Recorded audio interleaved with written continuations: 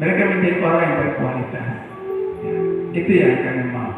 Dan ke depannya pasti Tuhan akan menambahkan jiwa-jiwa. Puji bagi nama Tuhan. Kita akan mendengarkan kebenaran firman Tuhan. Pada depannya. Kalau kemarin kita mendengarkan tentang kita hidup oleh karena percaya, oleh karena iman.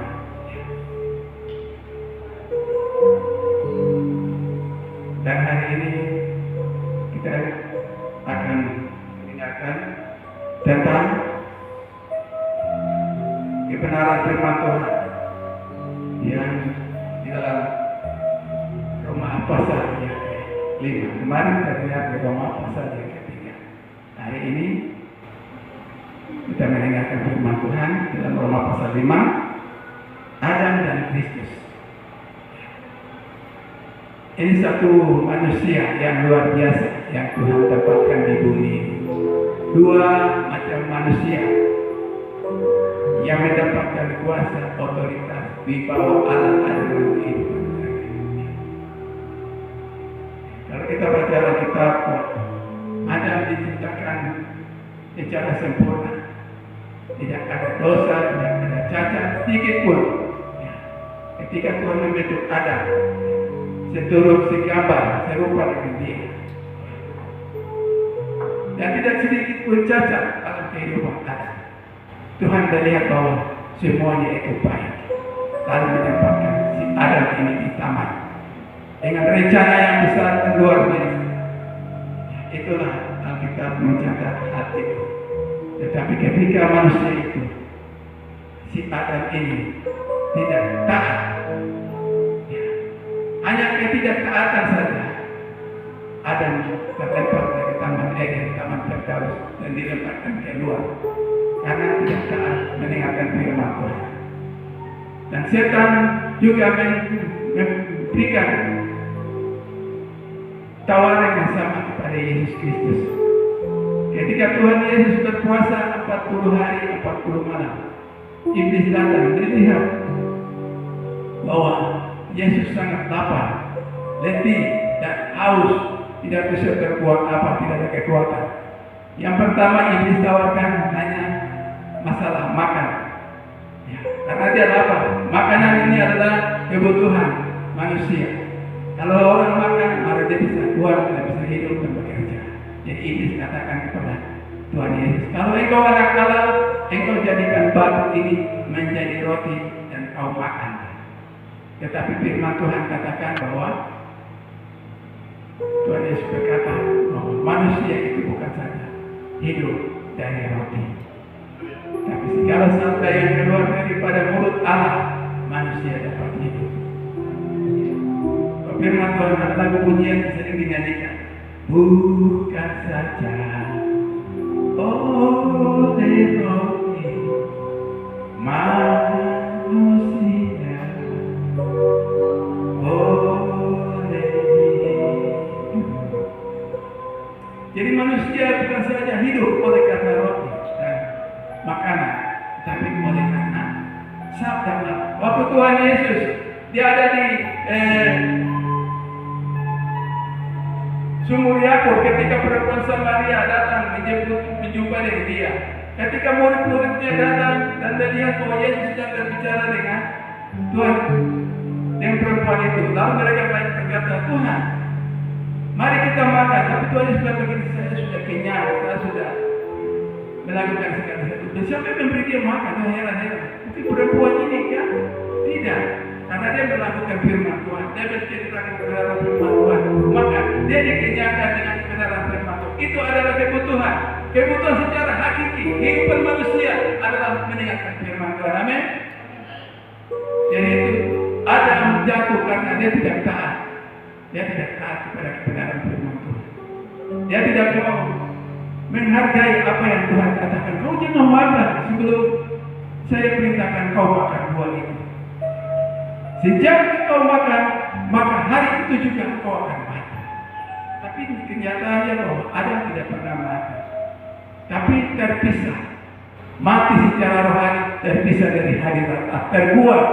Akhirnya Allah menempatkan mereka di taman Eden. Mereka harus bekerja keras seperti yang kita saat ini melakukannya. Karena ketidaktaatan. Itulah firman Tuhan yang datang kepada Adam. Kita baca dalam Roma pasal 5. Roma pasal 5 ayat yang berikutnya dikatakan bahwa sedangkan 4 sebab Adam dan Kristus, sebab itu sama seperti dosa telah masuk ke dalam dunia oleh satu orang, dan oleh dosa itu juga maut, demikianlah maut itu telah menjalar kepada semua orang, karena semua orang telah berbuat dosa. Sebab sebelum hukum Taurat ada, telah ada dosa di dunia, tetapi dosa itu tidak diperhitungkan kalau tidak ada hukum Taurat. Sesungguhnya demikian, maut telah berkuasa dari zaman Adam sampai kepada zaman Musa, yang juga bersama Musa juga atas mereka yang tidak berbuat dosa dengan cara yang sama seperti yang telah dibuat oleh Adam, yang adalah gambaran Dia yang akan datang. Jadi yang pertama di sini Alkitab menceritakan bahwa dia tekankan di sini bahwa semua orang telah berbuat dosa. Karena Adam yang pertama tadi, karena dia tidak taat akan kebenaran firman Tuhan, waktu dia berbuat dosa, dan semua orang telah berbuat dosa dan hidup dalam hukum dosa. Walaupun belum ada pengenalan akan hukum Taurat itu. Hukum Taurat itu dikasih ketika Musa ada. Tetapi dosa itu mengikat semua manusia. Artinya waktu orang belum mengenal hukum Taurat, dosa itu sudah ada. Dan ketika dosa itu, ketika hukum Taurat itu ada, baru terbuka bahwa dosa ini, dosa ini, dosa ini, dan dosa ini. Dan itu seperti bungkusan yang terbungkus berabad-abad, berabad-abad lamanya sampai datangnya hukum Taurat kepada Musa. Baru dosa itu mulai terbuka. Baru orang mulai mengenal dosa. Oh, kalau kita berbuat begini dosa, kita berbuat begini dosa, kita membunuh dosa, kita mencuri dosa, kita berzina berarti dosa, kita berdusta berarti dosa, dosa. Semuanya itu mulai terbuka di hadapan, karena ada hukum Taurat. Bukan berarti sebelum hukum Taurat itu Tuhan tidak akan perhitungkan itu dosa, tidak. Dosa itu telah ada. Tapi ketika hukum Taurat itu ada, Tuhan menunjukkan dan memberikan peraturan-peraturan dan menunjukkan bahwa ini dosa ini telah menjalar, telah memenuhi semua muka bumi. Jadi Tuhan merencanakan bahwa keadaan manusia yang hidup dalam dosa itu, mereka itu bisa diselamatkan. Sebab itu dosa yang Adam pernah berbuat tidak akan berlaku lagi ketika Kristus itu lahir dalam dunia ini. Karena Kristus itu adalah gambaran daripada Adam yang kedua, Adam yang tidak berdosa, Adam yang sulul, yang menebus semua kehidupan manusia. Jadi seringkali orang berpikir begini, orang-orang yang sedang begini, baik kita melakukan ini, supaya dosa kita tidak ada. Kalau saudara kita biasanya orang-orang yang sudah kenal kita, dia sudah mengenal begini, kita berkorban banyak-banyak, kita bikin amal yang banyak-banyak, supaya dosa kita nanti waktu kita mati, kita akan ditimbang. Dosa mana yang berat, dosa mana yang kecil. Dosa umpamanya kita berbuat amat lebih berat, maka kita masuk surga. Kalau kita dosa yang kita tidak pernah berbuat amat, maka kita tidak masuk neraka. Jadi itu adalah sesuatu hal yang manusia itu adalah pikiran manusia. Manusia selalu berpikir-pikir hal-hal yang salah di hadapannya. Mereka bisa berbuat amal dan itu berbuat baik dan itu dan sebagainya.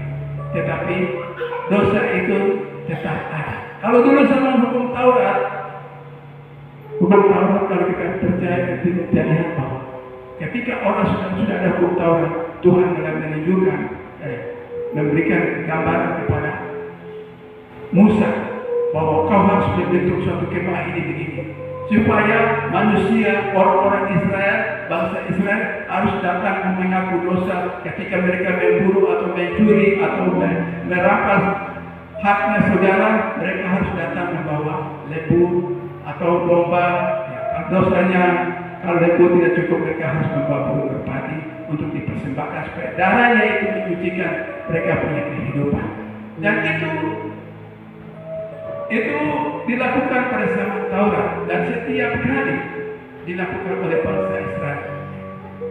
Ketika orang Israel itu berbuat dosa, mereka harus membawa binatang itu supaya darahnya itu menyucikan mereka punya dosa. Ketika menyucikan mereka punya dosa, itu yang Tuhan Yesus pernah tantang kepada orang-orang Farisi dan ahli Taurat. Karena mereka melakukan hukum Taurat, waktu kedapatan seorang perempuan yang berbuat dosa, itu adalah hukum Taurat. Kalau kedapatan orang itu berbuat dosa, mereka dibawa ke pintu gerbang keluar. Terus dia didudukkan di tengah-tengah. Lalu ada saksi-saksi yang menyaksikan tentang bagaimana orang itu harus kedapatan dalam perbuatan yang mereka harus sepanjang dia dengan batu sampai mati. Tapi waktu mereka bawa perempuan itu, Tuhan Yesus sudah menjawab mereka, siapa yang di sini yang tidak pernah berbuat dosa? Lalu dia ambil batu dan dia kasih. Jangan ambil batu ini. Yang tidak berbuat dosa, dia di luar depan ini, perempuan ini, supaya dia dibunuh. Tapi ketika orang-orang banyak itu melihat bahwa hal ini, mereka berkata bahwa mereka juga adalah orang berdosa. Mereka bahwa rasa hidup mereka ini tidak layak untuk merancang orang. Mungkin mereka melakukan dosa. Begitu firman Tuhan sudah begini sama orang-orang ahli Taurat dan orang Farisi. Telur nyamuk di dalam gelas saja kamu habis dan kamu buang. Tetapi hal yang nyata kamu tidak pernah habis dari dalam kamu punya kehidupan. Itu yang Alkitab katakan. Jadi itu adalah hukum Taurat. Makanya Yesus datang supaya menggenapi hukum Taurat dan menjadi Adam yang kedua. Dia dilahirkan di dalam keluarga orang bangsa Yahudi, sehingga orang Israel sendiri tidak pernah mau menerima dia sebagai Tuhan dan Juru Selamat pribadi hidupnya. Sehingga Tuhan harus memberikan pintu anugerah sesuatu hidup yang baru kepada bangsa-bangsa lain, bangsa-bangsa kafir, saudara dan saya, untuk menerimanya, saudara dan saya diselamatkan. Sebab itu dia katakan sini, firman Tuhan, yang diberi khusus jelas untuk kita. Dia katakan, sebab itu sama seperti dosa telah masuk ke dalam dunia oleh satu orang, dan oleh dosa itu juga maut, demikianlah maut itu telah menjalar kepada semua orang, karena semua orang telah berbuat dosa. Dosa itu juga mendatangkan maut, kematian. Sehingga kalau akibat daripada dosa itu, ya maka kita sering menghadapi maut, kematian. Ada orang mati, ada orang sakit lalu mati. Karena hukum yang Tuhan berikan. Waktu Tuhan terjadi kepada Adam, ketika engkau makan buah itu, ketika engkau memakannya, maka engkau akan mati. Engkau akan mati. Jadi ada dua kematian yang dialami oleh Adam. Pertama, Ya, mati secara rohani sampai pada di hadirat Allah. Kedua, dia harus menanggung akibatnya. Ya, bahwa dia harus mati. Ada sebabnya yang terus mendatangkan akibat dalam kehidupan manusia. Dosa itu datang sehingga dosa itu menjalani kepada semua orang, karena semua orang itu telah berbuat dosa dan semua orang telah mengalami kematian secara jasmani dan secara rohani. Mereka harus terhindar dari hadirat Allah untuk selama-lamanya. Tetapi firman Tuhan katakan bahwa Tuhan masih memberikan kesempatan kepada bangsa-bangsa lain, kepada orang-orang berdosa, supaya mereka itu juga diselamatkan. Ya, keselamatan itu akan datang kepada kita ketika kita menerima Dia sebagai Tuhan dan Juru Selamat pribadi dalam kehidupan kita. Ya, kita akan mengalami hidup baru bersama dengan Yesus, karena Yesus dikatakan sebagai Adam yang kedua. Ya, olehnya kita membawakan keselamatan kepada kita. Kalau tadinya Adam yang pertama, dia hanya datang dari akibat dari kehidupannya, kesalahannya, ketidaktaatannya, maka semua orang telah berbuat dosa. Tetapi Adam yang kedua, Yesus datang ke dalam dunia ini. Dia menyelamatkan saudara dan saya. Dia adalah seorang manusia secara 100% dan juga ada Allah sendiri. Kalau kita belajar tentang silsilah daripada Yesus, itu kita bisa dapat di dalam Lukas pasal 3 saja. Lukas pasal 3 dia ceritakan sampai mulai dari dia punya keturunan, mulai dari Yesus anak Yusuf dan lain sebagainya, dan sampai akhirnya datang kepada dia juga adalah keturunan dari Adam. Dan keturunan dari Adam itu adalah anak Allah. Karena Yesus Kristus adalah anak Allah. Anak Allah 100%, anak Allah juga anak manusia juga 100%. Karena dia juga adalah darah daging daripada Adam secara langsung, secara tubuh dan daging ini.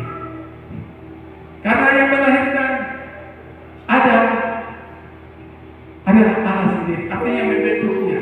Dan Adam dia punya keturunan sampai datang kepada Sem, Nuh, Musa dan Abraham, Musa dan datang kepada Israel. Itu adalah silsilah daripada Yesus Kristus. Yesus Kristus dia adalah Allah 100%. Dia di mana tidak ada bahasa ataupun kata-kata yang bisa mengubah sifat daripada Allah kita.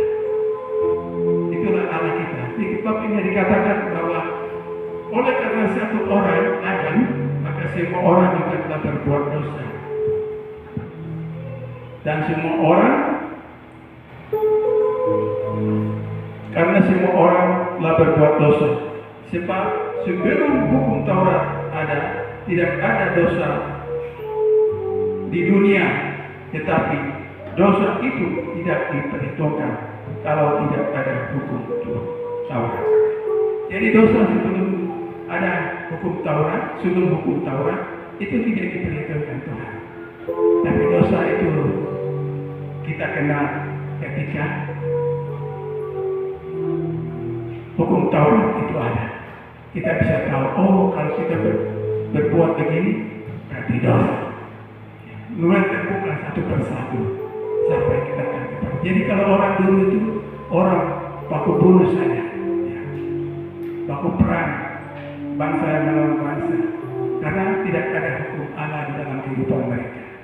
Orang Israel ini bisa bunuh semua bangsa yang ada di sekelilingnya, karena Tuhan menyerahkan mereka kepada bangsa Israel untuk membunuh bangsa-bangsa yang ada di sekelilingnya. Berperang karena mereka tidak percaya kepada Allah. Mereka adalah bangsa yang bukan pilihan Allah, dan bangsa yang menyembah kepada berhala, bangsa yang menyembah kepada punya Allah yang banyak, patung-patung dan kepada dewa-dewa, sehingga Tuhan memusnahkan mereka. Tapi ketika Yesus datang, maka tidak ada lagi yang dapat bisa membunuh manusia. Barang siapa yang membunuh manusia, maka orang itu akan menanggung darahnya akibatnya karena membunuh. Dalam keadaan apapun, Karena ini adalah selamat anugerah. Kalau orang berbuat dosa, maka orang itu harus mendapatkan tanggungan dalam hidupnya. Kalau dia membunuh, dia akan dipenjarakan. Dipenjarakan kalau tidak bertobat, dia akan dihukum oleh Tuhan lagi kedua kali. Seperti itu. Itu yang firman Tuhan katakan. Jadi hukum Taurat itu menunjukkan kita punya dosa. Baru kita tahu dosa. Ayat selanjutnya dia katakan, sesungguhnya demikian maut telah berkuasa dari zaman Adam sampai kepada zaman Musa, juga atas mereka yang tidak berbuat dosa dengan cara yang sama seperti yang telah dibuat oleh Adam, yang adalah gambaran dari Dia yang akan datang. Jadi Adam itu dia adalah gambaran dari Yesus Kristus yang akan dilahirkan di dunia ini, yang kita percaya. Kalau Adam yang lama dia tidak taat, tetapi Yesus yang kita sembah, dia setia walaupun banyak cobaan datang ke dalam dunia untuk hidupnya, tapi dia tidak pernah berbuat dosa. Dia adalah Allah. Walaupun dia makan seperti manusia, dia lapar, rasa sakit seperti manusia, dia adalah manusia 100%, tapi dia tidak pernah berbuat dosa. Itu adalah Allah yang dia adalah satu gambaran yang menunjukkan kasihnya kepada manusia.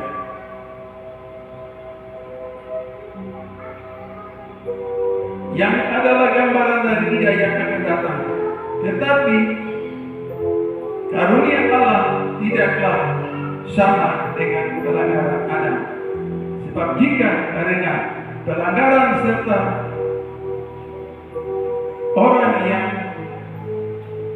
pelanggaran satu orang, semua orang telah jatuh di dalam kuasa maut, jauh lebih besar daripada kasih Allah, kasih karunia Allah dan karunia-Nya yang dilimpahkan atas semua orang karena satu orang, yaitu Yesus Kristus. Jadi kasih karunia Tuhan, kasih karunia Allah ya, tidak sama dengan perbuatan Adam ketika dia di Taman Eden. Tapi kasih karunia Allah itu sangat luar biasa yang menyelamatkan kita. Itu sebab itu kita sebagai anak-anak Tuhan, jemaat Tuhan, kita benar-benar kita mengingat akan pengorbanan Tuhan ini dengan baik. Mungkin itu yang dikatakan oleh Rasul Paulus kepada jemaat Roma. Dan kasih karunia tidak berimbangan dengan dosa satu orang. Sebab hakiman atas satu pelanggaran itu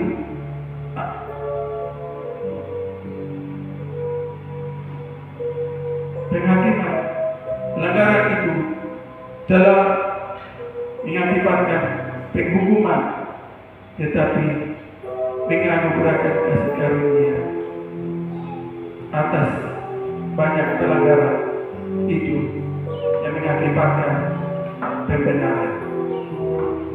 Jadi satu pelanggaran yang dibuat oleh Adam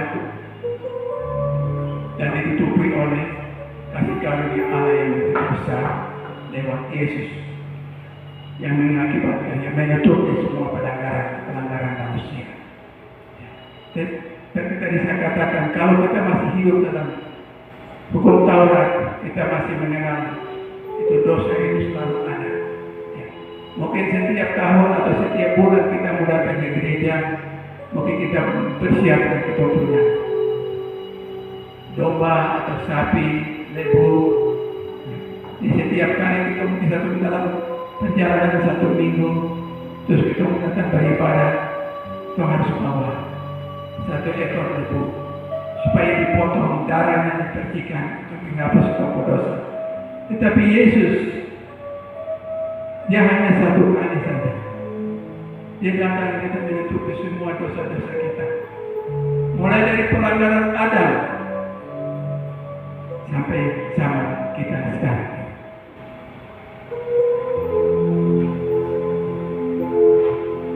Itu sebabnya satu kali saja kita diselamatkan di dalam kitab Ibrani katakan begitu.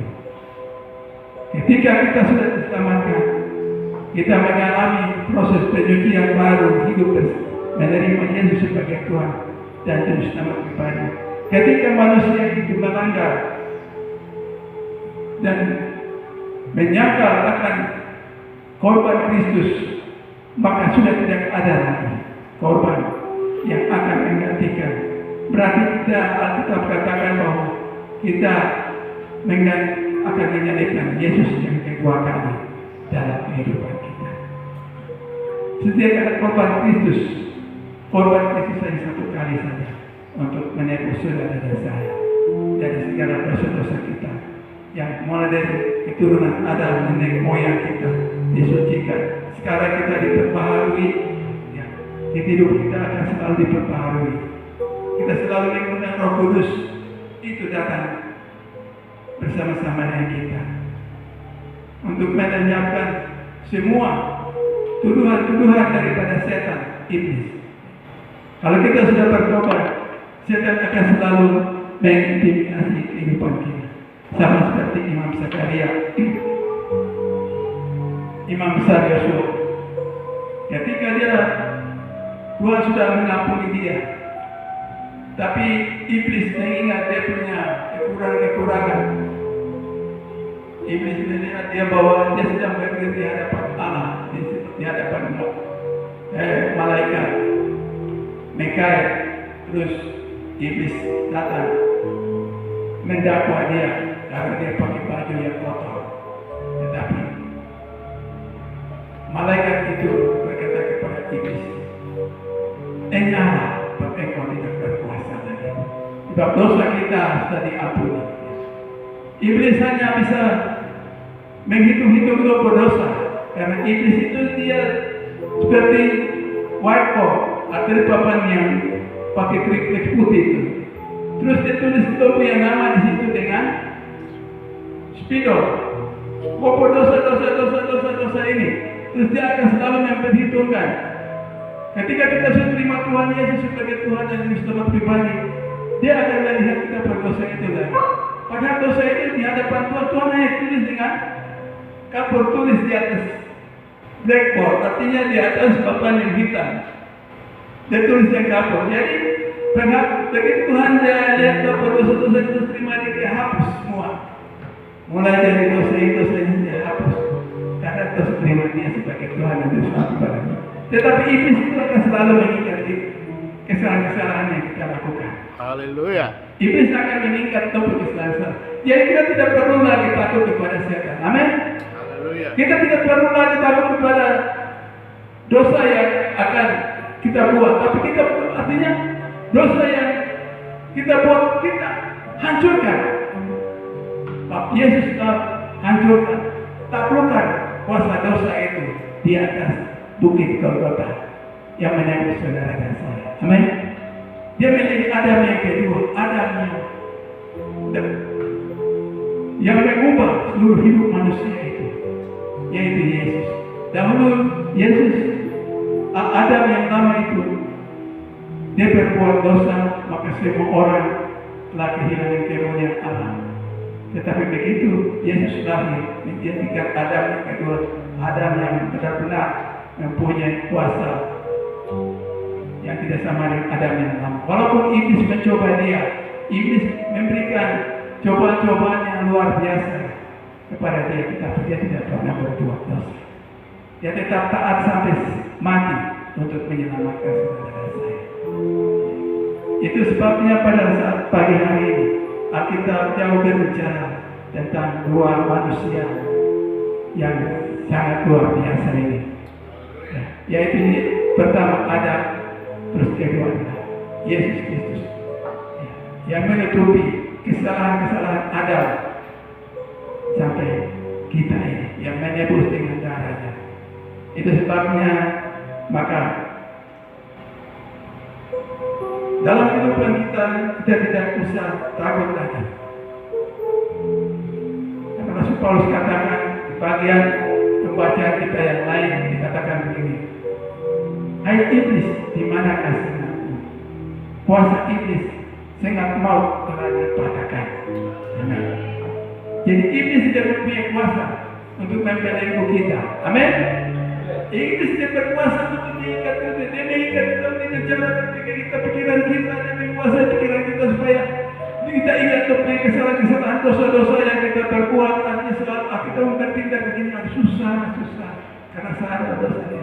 Amin. Tapi kita sudah sebagai anak Tuhan, kita sudah lepaskan. Amin. Makanya kita bisa duduk di sini walaupun tadi saya katakan hanya sedikit tiga orang saja. Kita mau ada kualitas iman, kualitas dalam kehidupan kita.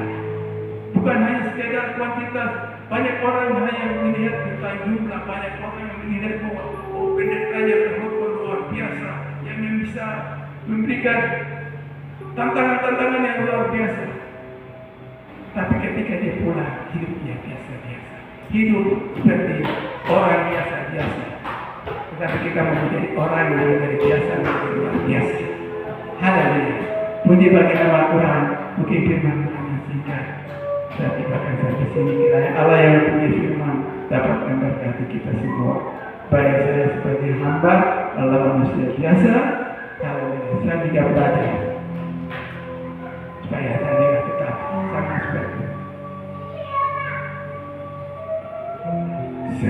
seperti Yesus, seperti Yesus.